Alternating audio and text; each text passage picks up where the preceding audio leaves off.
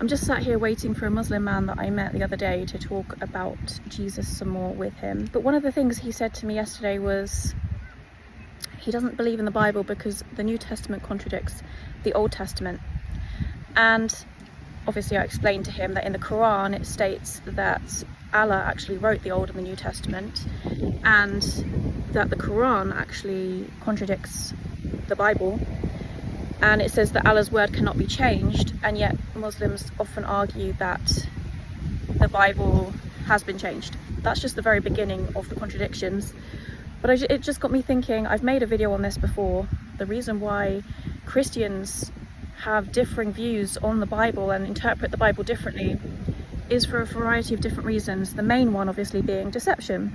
Being deceived because of our own heart posture. We are not deceived simply because we believe a lie. We are deceived because our heart posture was not correct. We did not come to God with a humble heart, seeking Him, seeking His wisdom, seeking His truth. We may think we're doing it, but we're not. The things that we love in this world have to look like hate in comparison to what we think of God. And so it's a never-ending seeking.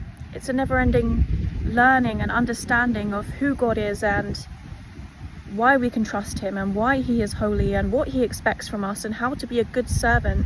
But so deception obviously is a big part of it. That's why you have so many different denominations, and the majority of them teach a fake Jesus, a different Jesus to the Jesus of the Bible.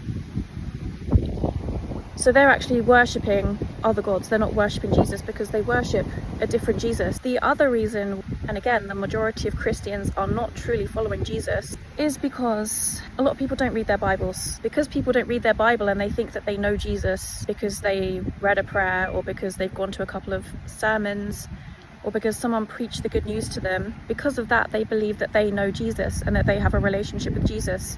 The word of God is Jesus. Don't know who the real Jesus is. It is a form of deception, but it all comes down to heart posture and genuinely seeking God, genuinely seeking the truth. How can you love and have a relationship with a God who you don't even know and you don't even understand?